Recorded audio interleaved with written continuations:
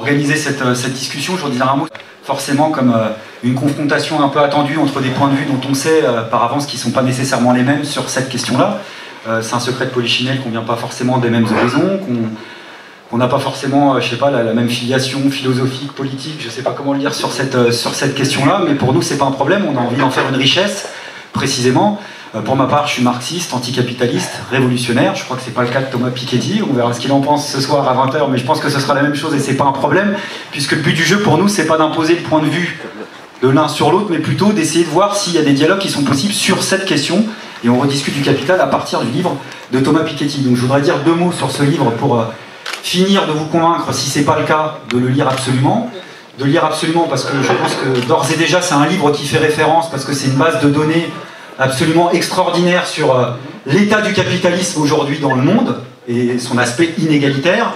Et puis, en tous les cas, moi je l'ai lu avec ces lunettes-là parce que je crois que c'est une invitation fantastique à discuter de nouveau du capital. Donc je le disais, c'est un livre qui fait référence et il faut l'admettre, c'est pas des anticapitalistes qu'on fait ce travail. Pour nous, de façon un peu auto-centrée, anticapitaliste, c'est l'occasion peut-être de réfléchir, de se re-questionner sur cet aspect-là. Discuter du capital en tant que tel, on peut pas dire que ça soit franchement sexy. Le faire sur 950 pages, c'est pas forcément plus enivrant, on va dire, a priori. Et le faire dans le climat actuel, c'est carrément un exploit. Je le dis d'autant plus que dans le climat actuel, la pensée dominante, les partis institutionnels qui servent cette pensée dominante, y compris peut-être une partie de ceux auprès desquels Thomas Piketty aurait pu avoir l'oreille, discutent de tout sauf du capital. Hein, on est invité à discuter d'une chose, le travail, et pas de n'importe quelle manière d'ailleurs, il faut en discuter sous forme de coût. Hein, le coût du travail et surtout pas de la force du travail. Donc le simple fait que ce livre soit un succès, et quel succès, c'est déjà une bouffée d'oxygène, je dirais, un peu dans l'air du temps. Et je dirais quel succès, parce qu'en plus c'est un succès qui va par-delà les frontières, il a été traduit dans de nombreux pays, il a été amplifié par son succès aux États-Unis, ce qui est aussi une petite pichenette pour se rappeler finalement que la question de l'inégalité sociale, elle est peut-être moins taboue aux États-Unis politiquement qu'ici. Et c'est aussi un clin d'œil pour comprendre que le capitalisme, il faut le comprendre sur la base de sa seule vraie grande fracture, qui est la fracture sociale, plutôt que les frontières géographiques. Je le dis aussi pour une partie de la gauche, qui devrait peut-être réfléchir théoriquement aux questions de capital, et qui a un peu tendance à se recroqueviller sur elle-même ces derniers temps, à traquer pour les uns les survivances bismarckiennes, et pour d'autres à endosser des pulls marinières. Bon, le livre, c'est déjà l'occasion de recomprendre la globalité du système capitaliste, et pour nous, c'est extrêmement important. C'est une base de données absolument extraordinaire. Alors là, je ne sais même pas le boulot que ça a représenté, je peux que l'imaginer. C'est un travail de fourmi fantastique, j'imagine des mois, peut-être même des années. Quand on lit le livre, évidemment, on comprend qu'il y a beaucoup de données qui existaient déjà, mais je dirais le simple fait de les ramasser, de les rassembler, de leur donner un sens, une explication, c'est un travail énorme, énorme, qui permet de comprendre peut-être un peu mieux l'histoire économique de nos sociétés, l'histoire du coup tout court de nos sociétés, alors principalement, mais pas que, puisque d'autres pays sont évoqués, hein, mais notamment la Grande-Bretagne, les États-Unis et la France, et du coup c'est vraiment base de données absolument extraordinaire de ce point de vue-là. Mais en même temps, je veux insister là-dessus, c'est une base de données vivante, c'est-à-dire que c'est pas figé, c'est pas qu'une photographie du capitalisme, c'est pas que des chiffres et des tableaux, même s'il y en a, ça n'a pas été écrit comme ça, ni dans le fond ni dans la forme. Ça n'a pas été construit comme ça, et puis surtout on fait parler les chiffres. Enfin, en tous les cas, on cherche à leur donner un sens à partir d'une grille de lecture, de logique propre au capitalisme. Alors si j'ai bien compris, mais Thomas le dira mieux que moi, pour Thomas Piketty, dans le rapport capital-travail, capital-revenu, au sein du système capitaliste, il y a des moments de convergence, et puis il y a des moments de divergence. Et sur ces moments de divergence, il y a 2 notions fondamentales qui sont développées dans le livre, pour les comprendre. La première notion, c'est que le taux de rendement du capital est tendanciellement plus important que la croissance réelle des sociétés, c'est-à-dire que globalement, j'espère que je trahis rien, mais sur le siècle et demi qui s'est écoulé, on est à 4 ou 5% dans un cas et 1 à 2% dans l'autre. Et évidemment, cet écart-là, c'est le creuset des inégalités sociales. Et à cette notion-là se double une deuxième notion, qui est le rapport entre l'épargne et la croissance des sociétés. C'est-à-dire qu'on vit dans des sociétés où les croissances sont faibles, voire très faibles, or l'épargne est toujours présente. Évidemment, logiquement, ça veut dire que ceux qui possèdent du capital ou du patrimoine ont tendance à le garder de plus en plus longtemps, de génération en génération. On stocke de plus en plus de capital et ça accentue le caractère inégalitaire.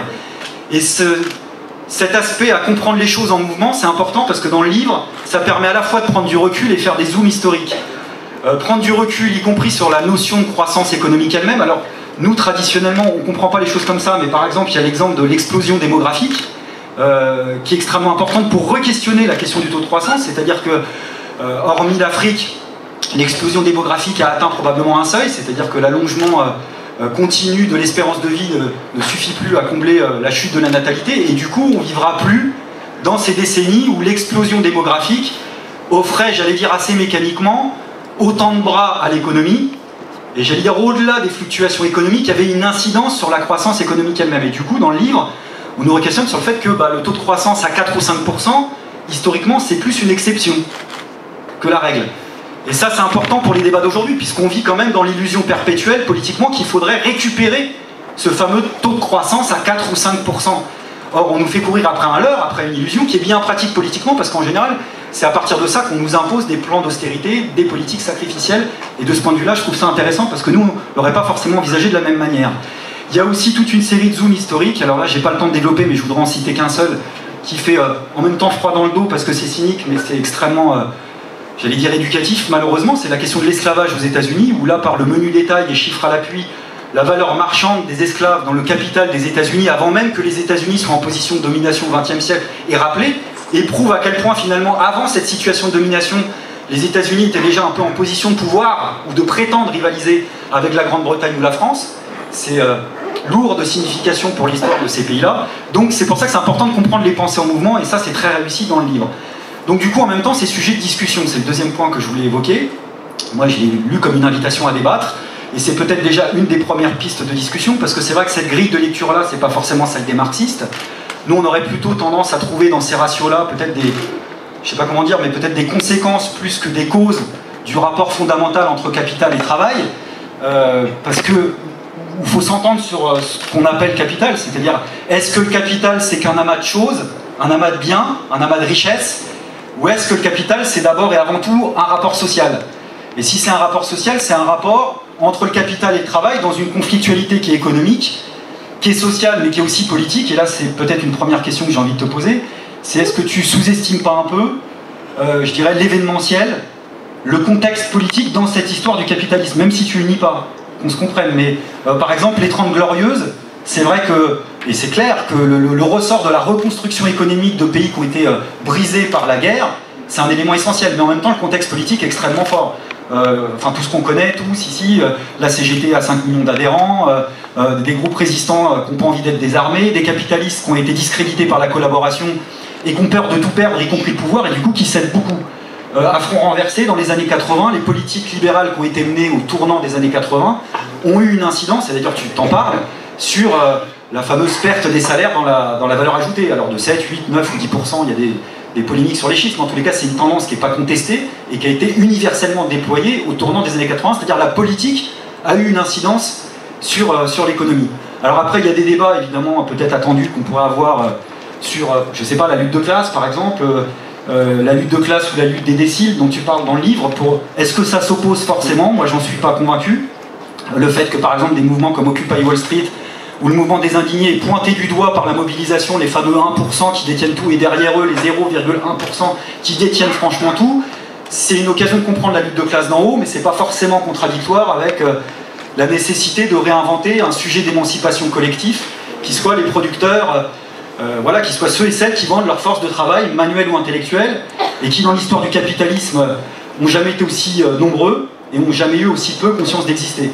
On pourra aussi avoir une discussion probablement sur la chute tendancielle du taux de profit, c'est-à-dire que pour nous, c'est pas qu'une intuition dont tu parles, c'est surtout pas une loi mécanique. On est les premiers à reconnaître que malheureusement les capitalistes ont été aptes à riposter à cette érosion et pas simplement par de la productivité, mais de la politique, par de l'intensification au travail, par de la mondialisation, et c'est un peu ma deuxième question. La mondialisation capitaliste de ces 30 dernières années, au-delà de l'imbrication des flux de mouvements de capitaux comme on n'a peut-être jamais connu, et le fait que des transnationales peuvent acheter tout ou partie d'autres transnationales dans d'autres pays, politiquement c'est un élément qu'on connaît tous, c'est une mise en concurrence peut-être sans précédent des travailleurs entre eux. Et ça a une incidence, y compris sur le taux de profit, donc est-ce que ça aussi c'est pas un sujet peut-être à développer? Mais moi, je voudrais conclure là-dessus, c'est deux pistes de réflexion à partir de la dernière partie de ton livre, puisque le livre, dans la dernière partie, s'attarde évidemment sur les aspects propositionnels, les questions fiscales notamment, hein. Dans le restant du livre, on traite des rapports tumultueux entre capital-revenu, capital-travail, capital-patrimoine et leur transmission à travers l'héritage. La dernière partie est là-dessus. Sur la fiscalité, alors évidemment on aura envie de discuter de cet impôt mondial sur le capital, de la progressivité de l'impôt dont tu parles à juste titre, le nombre de tranches, est-ce qu'on fait ou pas un taux à 100%, on aura envie de discuter de tout ça. On pourrait même discuter d'un truc que tu n'évoques pas là dans le livre en tant que tel, mais je sais que tu t'es prononcé à plusieurs reprises là-dessus, c'est la fusion entre l'impôt sur le revenu et la CSG. Donc nous par exemple on est très attachés au fait que la sécurité sociale soit financée par les cotisations sociales, parce qu'on pense que c'est important ici et maintenant d'essayer de développer des modèles de solidarité qui échappent à l'économie de marché, mais aussi à des modèles bureaucratisés et étatisés. Mais c'est pas là-dessus que j'ai envie de te poser la question, c'est surtout sur le fait que dans le livre, on a la sensation que t'opposes un peu le fait qu'on pourrait avoir des mesures fiscales radicales, dont on a tous envie, en termes de redistribution des richesses, avec par exemple l'annulation de la dette publique. Donc on voit qu'elle est centrale pour toutes les sociétés aujourd'hui, y compris en Grèce. Et tu sais comme moi qu'annuler la dette, c'est pas forcément l'exemple made in Troïka, hein, ça peut être aussi des exemples de l'Équateur, de l'Islande, mais surtout, ça me paraît contradictoire avec une idée forte que tu développes dans le livre et qui est essentielle, qui est la question de la transparence. C'est-à-dire l'idée qu'il faut donner les moyens à la population de recontrôler les richesses, qu'elles existent dans les sphères publiques, sphères privées. Et là, la dette, est-ce que c'est pas l'occasion typique de tout mettre sur la table pour voir qui possède quoi? Nous, on est convaincus de l'illégitimité de cette dette, mais en tous les cas, cette mesure démocratique, pourquoi on ne ferait pas une campagne sur cette question-là? Voilà. Et la dernière chose, ça sera ma conclusion, c'est qu'en te lisant, moi évidemment j'étais déjà convaincu évidemment de l'aspect inégalitaire du capitalisme, mais je l'ai lu avec un autre regard où j'ai appris beaucoup. Mais c'est vrai qu'on comprend le capitalisme sous l'angle de ses inégalités sociales, de revenus, de richesses, et en même temps le capital, pour moi c'est pas que ça, c'est aussi de la spoliation. Alors je ne veux pas rediscuter de la théorie de Marx sur la valeur travail, c'est pas forcément le sujet, mais je voudrais plutôt parler des incidences que ça a pour aujourd'hui. Alors peut-être que je suis omnibulé par la grève dans laquelle je suis en ce moment, mais le fait qu'on ait une classe capitaliste qui, comme jamais, veut extirper par tous les moyens de la valeur ajoutée à ceux qui produisent, ça a des conséquences pour des millions de salariés aujourd'hui en termes de productivité, en termes de rendement, en termes d'exigence de travail, où les gens pètent les plombs, on a parlé du burn-out. Et ça, c'est aussi une forme de question, c'est est-ce qu'il ne faut pas essayer de chiffrer tout ça, de lui donner un visage dans l'histoire du capitalisme, parce que je crois que c'est une réalité qui est ressentie. D'autant plus que comprendre l'exploitation, c'est aussi s'interroger, chercher à ne pas avoir d'angle mort sur ce qui travaille le capitalisme du XXIe siècle. Le capital au XXIe siècle, il a commencé par une crise systémique en 2007-2008. Et la dernière question que je voulais poser justement à ce sujet à distance, quelqu'un on aurait aimé que tu puisses débattre avec lui, qui nous a malheureusement quitté, c'est le camarade Daniel Ben Saïd, qui avait écrit sur Marx, et qui disait justement sur la crise la chose suivante: dans la production marchande, pour réaliser la plus-value qui lui est incorporée, la marchandise doit nécessairement être transformée en argent, alors que l'argent ne doit pas nécessairement et immédiatement être transformé en marchandise. C'est pourquoi vente et achat peuvent se dissocier. C'est alors la crise. Pour réaliser la plus-value, il faut vendre. Mais la quête insatiable du profit tend à restreindre les débouchés en comprimant les salaires. Du coup, suraccumulation du capital et surproduction sont l'envers et l'endroit du même phénomène. Est-ce que ces questions-là, on n'a pas intérêt à chercher à les revisiter ensemble, au-delà des théories générales, mais à partir de l'actualité? Voilà, j'ai déjà été trop long et je m'arrête là.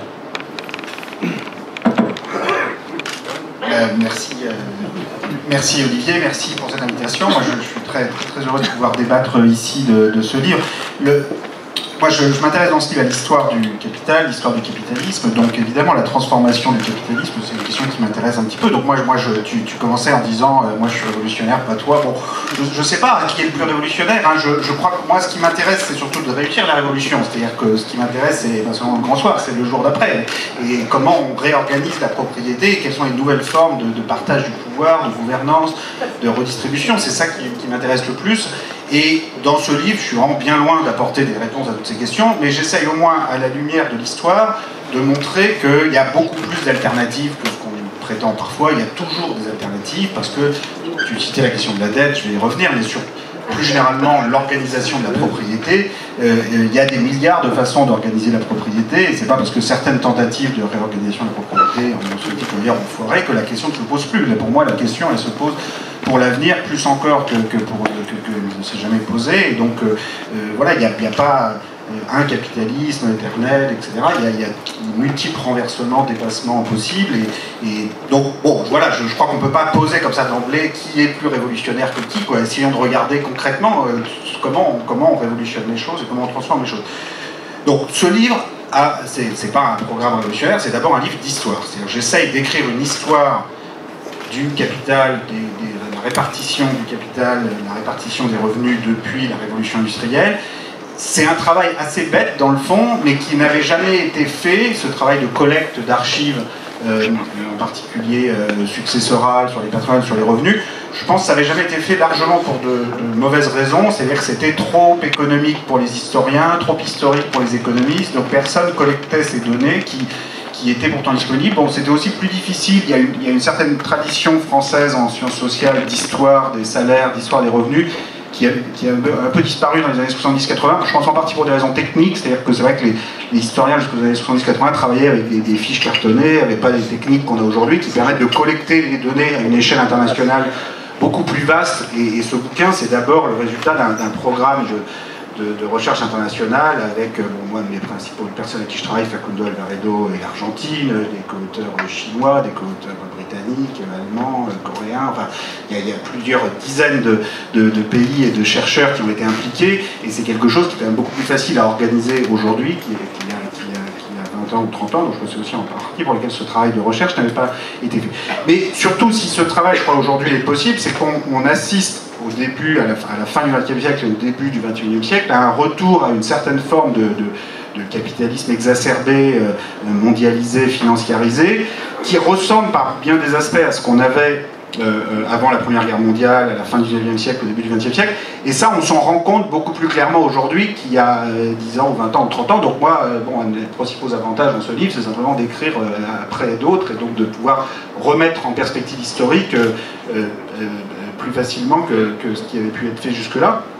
Donc, disons, un des principaux enseignements de cette histoire que j'essaie de raconter dans le livre, c'est que, bon, ça va surprendre personne ici, mais c'est quand même frappant à quel point c'est vrai, toute l'histoire des revenus, du patrimoine au cours du siècle écoulé, du XXe siècle, est vraiment une histoire profondément politique, et qui a été profondément marquée par les guerres mondiales et évidemment par la révolution bolchevique et le contre-modèle communiste qui en est issu, et qui a totalement transformé les relations de pouvoir et les politiques publiques régulant les inégalités dans les pays capitalistes. Donc un des résultats qui est frappant dans mes recherches, c'est que jusqu'à la Première Guerre mondiale, on n'a absolument aucune tendance naturelle ou spontanée à la réduction des inégalités. Il n'y a jamais rien de naturel, de toute façon, dans les évolutions économiques, les évolutions capitalistes, communistes d'ailleurs, c'est un système légal, un système de pouvoir, et des institutions particulières qui font qu'on a telle ou telle évolution et non pas telle autre.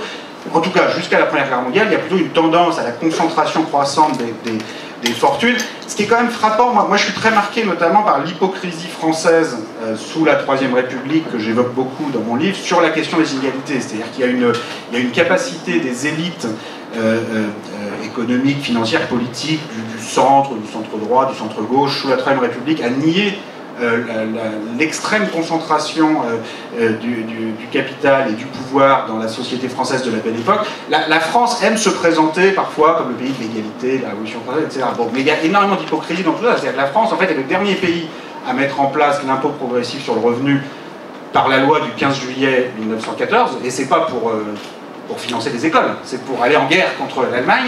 Et ce qui est très intéressant, c'est qu'une des raisons pour lesquelles la France est le dernier pays à faire ça, le Royaume-Uni, les États-Unis, l'Allemagne, la Prusse, le Japon ont déjà créé l'impôt de revenu depuis 10, parfois 20, parfois 30 ans, c'est parce que les élites républicaines à l'époque disent beaucoup, bon voilà, nous on a fait la Révolution française, ça suffit. On a l'égalité entre les citoyens, l'égalité formelle face au droit de propriété, donc finalement, on est un pays de petits propriétaires, un pays très égalitaire, donc le Royaume-Uni monarchique, aristocratique, aurait bien besoin d'un impôt progressif sur le revenu sur mais nous, en France, c'est pas la peine. Sauf que, moi, dans les archives que je constate, je vois qu'en 1913 ou 1914, la concentration des fortunes dans la France républicaine de l'époque est tout aussi élevée que dans l'Angleterre monarchique, pour une raison simple, c'est que les patrimoines terriens, de toute façon, à cette époque-là, ne comptent plus longtemps. Ce sont les patrimoines industriels, immobiliers, les placements internationaux, et ça, bon, le fait d'être une république plutôt qu'une monarchie, bon, c'est très bien, je félicite chaque matin qu'on soit une république, mais ça change absolument rien à la réalité de la concentration et de l'accumulation de patrimoine. Donc cette espèce d'hypocrisie extrême des élites, bon, c'est facile quand on le regarde avec un siècle de recul, mais en même temps c'est très marquant parce qu'il faudrait éviter de refaire le même genre d'aveuglement aujourd'hui. Pour finir, c'est vraiment la Première Guerre mondiale et plus encore la Deuxième Guerre mondiale qui vont totalement transformer les représentations de l'inégalité, qui vont faire que les élites vont accepter des réformes sociales, fiscales qu'ils refusaient jusqu'en 1914. Et évidemment, la peur du contre-modèle communiste joue un rôle central dans cette acceptation. Et à l'inverse, la chute de l'Union soviétique, la chute du mur après 89-90, nous fait rentrer dans une nouvelle phase de foi indéfinie dans le marché autorégulé, dans laquelle on est encore aujourd'hui. Il faut pas... Donc c'est cette histoire très profondément politique que j'essaye d'écrire sur la base de mes archives historiques. Sur les moyens, les conclusions pour l'avenir, je voudrais faire un ou deux points. D'abord, je veux vraiment insister sur le fait que pour moi, bon, peut-être j'insiste trop dans la dernière partie du livre sur l'impôt progressif et le rôle de l'impôt progressif sur le revenu, l'impôt progressif sur le patrimoine. Mais je voudrais vraiment dire que le fond de ce que je crois est tout à fait cohérent, je crois, avec ce que tu exprimais, qui est que l'impôt progressif est évidemment qu'un des éléments de la transformation et le dépassement du capitalisme est parfaitement complémentaire à tous les autres modes de dépassement auxquels on peut penser. Parce que l'impôt progressif, avec un idéal de transparence financière, de transparence économique, qui est une condition de la démocratie économique, sociale, la démocratie dans l'entreprise. C'est-à-dire que la reprise du pouvoir dans l'entreprise, s'il n'y a pas une transparence sur les comptes, si on ne sait pas qui possède quoi, qui possède l'entreprise, c'est absolument sans issue. Donc cette transparence qui va avec l'impôt progressif sur le revenu, progressif sur le capital, elle est absolument complémentaire avec toutes les autres solutions auxquelles on peut penser. Maintenant, l'impôt en tant que tel, évidemment, n'est pas suffisant. Et ce sont les relations de propriété elles-mêmes qu'il faut questionner. Et là, je voudrais dire que moi, j'étais très content que tu cites l'exemple de l'esclavage qui joue un rôle important dans le livre, parce qu'il illustre de façon absolument claire que pour moi, la propriété, le capital, c'est d'abord, évidemment, un rapport social, un rapport de pouvoir. Et la forme la plus extrême de domination qui va avec ce rapport de propriété, c'est évidemment la propriété de certains êtres humains sur d'autres êtres humains, où là, le rapport de domination est absolument clair. Et je montre qu'au fondement de l'histoire du capitalisme, en particulier l'histoire américaine du capitalisme, oui, la valeur du capital négrier dépassait dans le sud des États-Unis toutes les autres formes de propriété. Donc c'est quelque chose qui joue un rôle central dans le développement du capitalisme, non seulement aux États-Unis, mais évidemment pour toutes les économies atlantiques, la France, le Royaume-Uni. Je montre aussi l'importance des possessions extérieures, des phénomènes des pays possèdent d'autres pays. Donc aujourd'hui, la Grèce ou d'autres en font encore plus encore, l'Afrique en font l'expérience. Mais c'est quelque chose qu'on retrouve dans l'histoire. Je montre comment la France et le Royaume-Uni possèdent jusqu'en 1914, jusqu'aux guerres, jusqu'à ce qu'ils perdent ces possessions extérieures dans les chocs, dans les décolonisations, possèdent une grande partie du reste du monde, à tel point que, c'est important d'avoir ça en tête aujourd'hui, la France et le Royaume-Uni, entre 1870 et 1914, sont en déficit commercial permanent, 2-3 points de PIB de déficit commercial, mais ça pose aucun problème, parce que comme le reste du monde paye en loyer, en dividendes, en profit, 5, 6, jusqu'à 10% du PIB au Royaume-Uni, et non seulement ça finance le déficit commercial, mais ça permet de continuer d'acheter le reste de la planète. Donc les relations de propriété, c'est des relations compliquées. Enfin, c'est toujours compliqué de payer un loyer à son propriétaire, comme vous avez sans doute remarqué. Mais quand c'est des pays qui payent un loyer à d'autres pays, c'est encore plus compliqué, parce que la situation que je décris de la France au Royaume-Uni jusqu'à 1914, mais qu'on retrouve aujourd'hui sous d'autres formes, avec d'autres configurations géographiques et d'autres pays possédant d'autres pays, d'après certains économistes, ce seraient des relations apaisées, mutuellement profitables, etc. Mais dans la vraie vie, quand il s'agit de payer des loyers ou des profits à un autre pays, c'est des relations qui vont avec des rapports de domination militaire, qui sont des relations extrêmement violentes. Enfin, en gros, dans l'exemple que je décrivais, c'est une situation où vous payez des loyers à votre propriétaire, et avec les loyers, le propriétaire peut continuer de racheter le reste de l'immeuble et en plus en consommer une partie. Et c'était la situation, ça peut être la situation de pays par rapport à d'autres pays, de façon durable, de façon permanente. Il n'y a aucune loi naturelle qui empêche que tout ça se perpétue indéfiniment.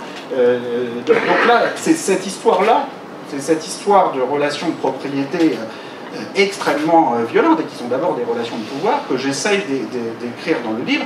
Après, comment les renverser, comment les transformer? Donc, je disais, l'impôt ne suffit pas. Je pense que la propriété publique continue de devoir jouer un rôle central. Et quand on se retrouve aujourd'hui dans une situation, dans beaucoup de pays européens, où les dettes publiques dépassent le montant des actifs publics, parce qu'on a tout privatisé et on s'est contenté d'accumuler des dettes en réduisant les impôts, notamment des individus les plus fortunés, c'est une situation de paupérisation de la puissance publique qui est extrêmement grave. C'est-à-dire qu'on a des pays européens aujourd'hui, l'Italie par exemple, où les dettes publiques dépassent tous les actifs publics. C'est-à-dire même si le gouvernement italien vendait toutes les écoles, tous les hôpitaux, ça suffirait pas pour rembourser les dettes, il serait encore dans une situation d'endettement. Donc je ne dis pas que c'est ce qu'il devrait faire, on serait tous très choqués si on devait payer des loyers aux propriétaires des écoles où on envoie nos enfants, mais d'une certaine façon, c'est ce qu'on fait déjà, parce que quand vous avez des dettes publiques qui dépassent le montant de l'actif public, ça veut dire que vous vous retrouvez à payer en intérêt de la dette plus que ce que vous payeriez en loyer aux propriétaires privés.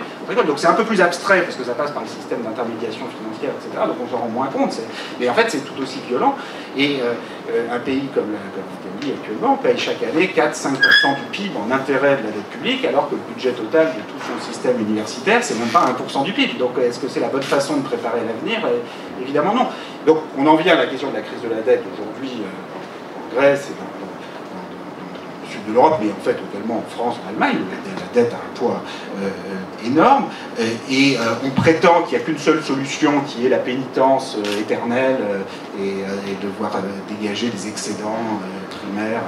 On demande à la Grèce officiellement 4% du PIB en excédent primaire pour les 20 ou 30 prochaines années, alors que le budget total de toutes ces universités, c'est à peine 1% du PIB.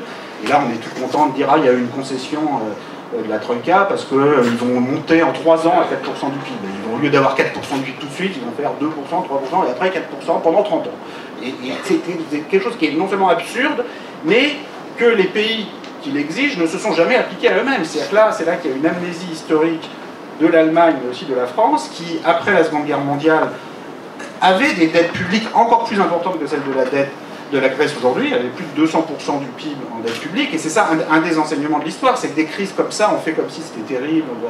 Bon, mais il y en a déjà eu dans le passé, et encore plus grave, mais on s'en est toujours sorti, avec une grande diversité de méthodes. Donc la leçon numéro 1 de l'histoire, c'est toujours la même, c'est qu'il y a toujours des alternatives. C'est compliqué, il faut regarder l'histoire, enfin, toutes les solutions sont oubliées, mais il y a des alternatives partout dans l'histoire. Donc, des dettes publiques très fortes, on a vu le Royaume-Uni au XIXe siècle utiliser la méthode lente, qui consiste à dégager des excédents primaires très longs, pendant une période très longue. Alors ça peut marcher, mais ça prend très très longtemps. Le Royaume-Uni, ça leur a pris un siècle, de 1815 à 1914, ils sortent des guerres napoléoniennes avec 200% du PIB en dette publique, et c'est une période d'inflation nulle, ils font ça à la britannique. Bon, ils commencent aussi au début de la période, on est quand même suffrage censitaire, il y a entre 1 ou 2% des gens qui votent, et c'est justement ceux qui reçoivent les intérêts de la dette. Donc forcément, ça détermine un certain nombre de solutions assez clairement. Donc la solution, c'est de faire payer le reste de la société, les contribuables, qui sont surtout les classes moyennes et populaires, qui payent les droits sur les boissons, les impôts sur la consommation, et qui vont rembourser un excédent primaire de 2-3% du PIB pendant tout le 19e siècle, c'est-à-dire plus que tous les budgets de l'éducation du Royaume-Uni. Et donc, bah oui, ça a marché, sauf que ça a duré un siècle, et est-ce que c'était la bonne façon d'investir dans l'avenir? C'est pas clair du tout, quoi, de rembourser à une partie de la population les intérêts de la dette.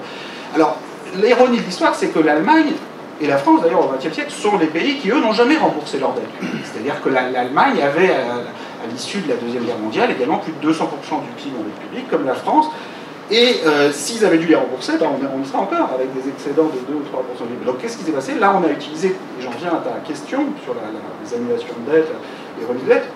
Ce qui est très intéressant, c'est qu'on voit que dans l'histoire, à chaque fois, on utilise toute une panoplie de méthodes rapides. Enfin, il y a soit les méthodes lentes et britanniques, puis quand on utilise les méthodes rapides, la France comme l'Allemagne après 1945, en gros, il y a 3 méthodes rapides qui ont été.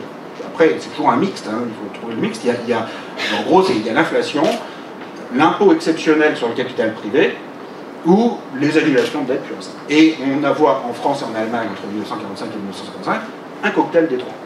Il y a beaucoup d'inflation. Alors ça, c'est très efficace, l'inflation. Donc en France, l'inflation, c'est 50% par an en 45, 46, 47, 48, 49, 5 années de suite. Donc en 1950, il n'y a plus de dette publique. Le seul problème, c'est qu'au passage, vous avez aussi détruit beaucoup d'épargne populaire. Vous vous retrouvez à devoir créer une nouvelle vieillesse dans les années 50, parce que vous avez beaucoup de personnes âgées qui n'ont juste plus rien du tout. Donc c'est une arme très puissante, l'inflation, mais tellement puissante que vous ne contrôlez pas toujours les conséquences sociales complètement. L'impôt progressif sur le patrimoine privé, dans l'absolu, c'est la même chose que l'inflation. Vous servez sur le patrimoine privé. De toute façon, il faut bien se servir sur quelque chose. La dette publique, elle n'est pas détenue par la planète Mars, elle est toujours détenue par le patrimoine privé. Alors, en principe, avec l'impôt exceptionnel progressif sur le patrimoine privé, vous pouvez faire la même chose que l'inflation, mais de façon un peu plus civilisée, puisque vous pouvez épargner les petits moyens patrimoines et demander plus aux plus hauts. La France, comme l'Allemagne, le font en 45-50. On oublie ça aujourd'hui, on dit que c'est impossible. Mais à l'époque, sans aucune technologie de l'information, sans aucune transmission automatique, la France, en 1945, à la Libération, il y a un impôt progressif qui atteint 25% de tous les patrimoines privés au-delà de 1 million de francs de l'époque, et même jusqu'à 100% sur tous les enrichissements en patrimoine entre 1940 et 1945. Et l'Allemagne a aussi des impôts très lourds sur le patrimoine privé pour rembourser la dette. Et puis enfin, il y a des annulations de dette. Et bien sûr, il y en a eu dans le passé. Toute la dette extérieure allemande a été annulée en 1953 aux accords de Londres. parce qu'on pensait qu'il fallait effacer les dettes du passé pour repartir, investir dans l'avenir. Et aujourd'hui, ce sont ces mêmes pays qui vont expliquer à la Grèce qu'il faut rembourser 4% du PIB en excédent primaire avec inflation nulle et qu'il n'y a aucune possibilité d'annulation. Enfin, c'est quand même une amnésie historique extraordinaire. Donc là, je crois que, qu'on soit anticapitaliste ou pas, il faut juste relire l'histoire et essayer de rappeler qu'il y a toutes sortes d'alternatives pour réduire la dette. Je pense que toutes ces trois solutions ont des avantages et des inconvénients. Il faut rediscuter, il faut le regarder concrètement. Il n'y a absolument pas de tabou à avoir, alors qu'on l'a utilisé dans le passé. Maintenant, si on sort un tout petit peu, et je vais quand même essayer de m'arrêter parce que je veux surtout pouvoir débattre, sur la question du dépassement du capitalisme, au-delà de la question de la dette publique, parce que la dette publique est une forme de propriété particulière qui a quand même ceci, juste pour avant de refermer la parenthèse, la dette publique par rapport à la question de l'esclavage que tu évoquais tout à l'heure, c'est une façon quand même particulièrement perverse quand même de relation de propriété parce que ça permet de rétablir la transmission intergénérationnelle de la dette. C'est-à-dire que quand même tous les systèmes légaux modernes avec l'abolition de l'esclavage abolissent en même temps la transmission de la dette d'une génération sur l'autre. Enfin, d'ailleurs, c'est un peu la même chose, parce que si vous êtes endetté sur l'équivalent de votre salaire pour toute la vie, vous êtes un esclave. Donc le fait qu'il soit toujours possible de refuser les dettes de ses parents, c'est un peu la même chose que l'abolition de l'esclavage dans tous les systèmes légaux modernes, sauf qu'avec la dette publique, d'une certaine façon, vous redonnez la possibilité de transmettre à l'infini les dettes et d'être dans une pénitence absolue. C'est-à-dire dans le cas extrême d'une dette grecque qui serait non plus de 200% du PIB, mais 300, 400, 500, bon, à la limite, il faudrait que les Grecs reversent 50% de leur salaire jusqu'à la fin des temps. Enfin, tout ça est absurde. Donc il y a quelque chose comme dans la dette publique qui va chercher très loin dans la violence de la relation de propriété, enfin, en tout cas quand la dette publique atteint un certain niveau. Donc c'est pas complètement anecdotique. Bon, il reste que la relation de propriété, c'est d'abord les moyens de production, la propriété de l'entreprise, la propriété de l'immeuble où on habite, pouvoir se loger, pouvoir travailler avec du capital productif. C'est d'abord ça. Et comment régule-t-on, comment dépasse-t-on ces relations de propriété-là? L'impôt progressif, très utile, très bien, ça ne suffit pas. Il y a la propriété publique dans certains secteurs, les grandes infrastructures, et pas seulement le service public de la poste, mais les infrastructures routières, ferroviaires, beaucoup de grands réseaux. Je pense que la propriété publique étatique, sous sa forme, je dirais, traditionnelle, reste dans beaucoup de domaines totalement indépassable. Et puis, la propriété privée, elle-même, elle a besoin d'être dépassée, d'être repensée. Alors, je pense que là, vraiment, la question, c'est comment on organise le pouvoir dans l'entreprise, en particulier les droits de vote dans l'entreprise. Donc, il y a tout un débat qui, je ne sais pas, qui est peut-être, je ne sais pas jusqu'à quel point il a lieu au sein du NPA, mais moi, ça m'intéresserait beaucoup d'être là pour pouvoir en parler. Évidemment, la question, c'est jusqu'où va-t-on lorsqu'on accepte de discuter sur les droits de vote des salariés dans les conseils d'administration des entreprises. C'est un débat qui a lieu actuellement en France. D'ailleurs, c'est assez intéressant quand même que c'est les succès, enfin avec tout ce que ça a de trompeur, parce que c'est un peu sur le dos des autres pays européens, mais les succès à l'exportation de l'Allemagne ont réveillé le débat sur la place des salariés dans les conseils d'administration de façon très intéressante, parce que le patronat français a toujours refusé d'avoir des droits de vote dans les conseils d'administration.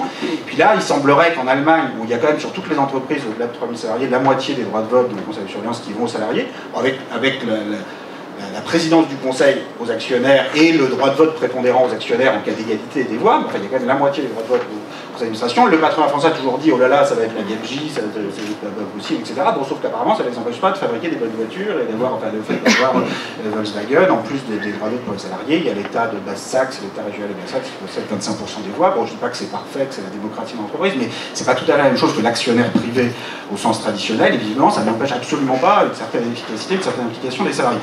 Alors, ce débat, est-ce qu'il faut l'avoir et jusqu'où faut-il aller? C'est-à-dire, est-ce qu'il suffit de dire, bon bah c'est très simple, on va passer de 50% des voix, on va aller à 50, puis après on va aller à 60, puis après à 90, puis après, bah, s'il y a 0 voix pour les actionnaires, bah, voilà, on a résolu le problème qu'on cherche à résoudre.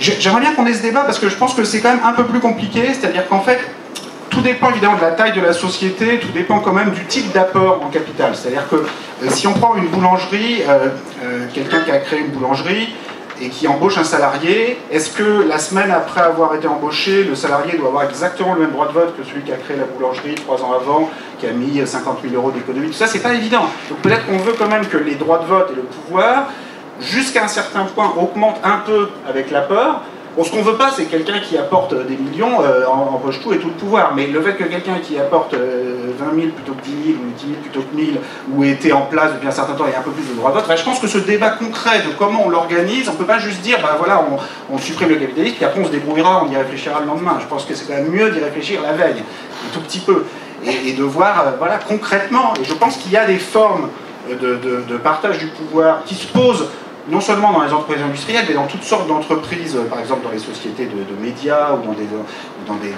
universités, ou dans de toutes sortes de structures, où il y a des besoins d'investissement, où il y a des besoins où il peut y avoir du financement participatif, avec des petits apports individuels, mais qui doivent correspondre à un droit de pouvoir. Ces questions ne sont pas simples, moi j'apporte absolument pas de solution fermée à ça, mais je pense qu'il faut les avoir. Et je conclus d'ailleurs là-dessus, le tout dernier chapitre conclut en disant, voilà, c'est vraiment les institutions mêmes de la propriété et des droits de vote et du pouvoir qu'il faut repenser encore et toujours, et c'est ça pour moi le vrai enjeu, le vrai enjeu pour la suite. Et voilà, je suis très, très intéressé de voir quelles sont les réponses qui sont apportées aussi, ici même. Voilà, merci.